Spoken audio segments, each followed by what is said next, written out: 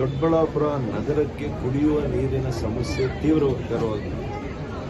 ನಾನು ಅದನ್ನು ನಮ್ಮ ಚಿಕ್ಕಬಳ್ಳಾಪುರದ ಜಲಾಶಯದಿಂದ ಇವತ್ತು ದೊಡ್ಡಬಳ್ಳಾಪುರ ನಗರಕ್ಕೆ ನೀರು ಸರಬರಾಜು ಮಾಡೋ ಕೆಲಸನ ನಾವು ಹಿಂದೆ ಶಾಸಕರಾಗಿದ್ದಾಗಲೇ ಮಾಡಿದ್ವಿ.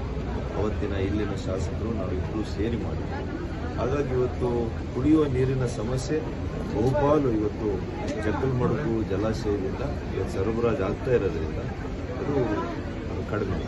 ಸರ್, ಈಗ ಎತ್ತಿನ ಹೊಳೆ ಯಾವಾಗ ಆಗ್ಬೋದು ಸರ್? ಈಗ ನಮ್ಮ ಚುನಾವಣೆಯ ಪ್ರಣಾಳಿಕೆಯ ಮುಖ್ಯ ಅಂಶನೇ ನಂದು ಶಾಶ್ವತವಾದಂಥ ನೀರಾವರಿ ಯೋಜನೆಯನ್ನು ಬಯಲುಸೀಮೆ ಜಿಲ್ಲೆಗಳಿಗೆ ಚಿಕ್ಕಬಳ್ಳಾಪುರ, ಕೋಲಾರ ಸೇರ್ಕೊಂಡು ಬೆಂಗಳೂರು ಗ್ರಾಮಾಂತರ ಸೇರ್ಕೊಂಡು ಈ 5 ವರ್ಷಗಳಲ್ಲಿ 100ಕ್ಕೆ 100 ಅನುಷ್ಠಾನ ತರುವಂಥದ್ದೇ ನನ್ನ ಮೊದಲನೇ ಪ್ರಾಶಸ್ತ್ಯ, ನನ್ನ ಮೊದಲನೇ ಪ್ರಣಾಳಿಕೆಯ ಅಂಶ.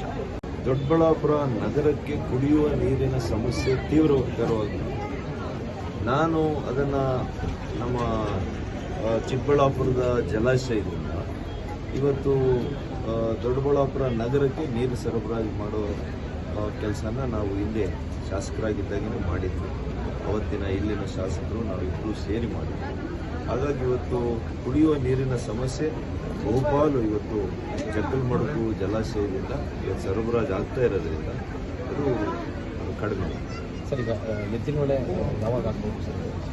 ಈಗ ನಮ್ಮ ಚುನಾವಣೆಯ ಪ್ರಣಾಳಿಕೆಯ ಮುಖ್ಯ ಅಂಶನೇ ನಂದು ಶಾಶ್ವತವಾದಂಥ ನೀರಾವರಿ ಯೋಜನೆಯನ್ನು ಬಯಲುಸೀಮೆ ಜಿಲ್ಲೆಗಳಿಗೆ ಚಿಕ್ಕಬಳ್ಳಾಪುರ, ಕೋಲಾರ ಸೇರ್ಕೊಂಡು ಬೆಂಗಳೂರು ಗ್ರಾಮಾಂತರ ಸೇರ್ಕೊಂಡು ಈ 5 ವರ್ಷಗಳಲ್ಲಿ 100ಕ್ಕೆ 100 ಅನುಷ್ಠಾನ ತರುವಂಥದ್ದೇ ನನ್ನ ಮೊದಲನೇ ಪ್ರಾಶಸ್ತ್ಯ, ನನ್ನ ಮೊದಲನೇ ಪ್ರಣಾಳಿಕೆಯ ಅಂಶ.